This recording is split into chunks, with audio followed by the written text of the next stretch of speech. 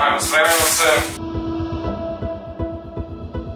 Stvarno mi je dobar osjećaj dok radimo ovo sve sa ekipom, sa svima.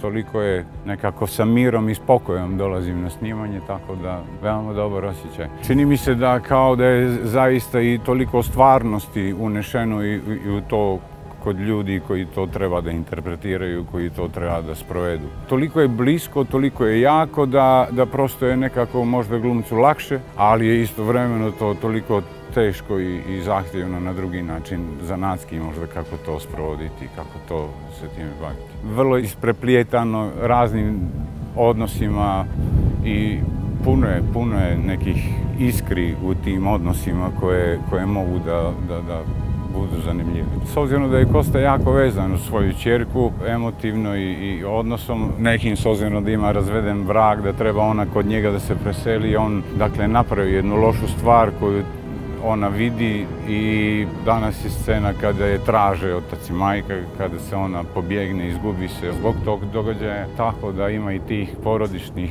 odnosa koji isto mogu biti, koji su u stvari suština. Stvarno pohapsit ću vas sve jedno, ne?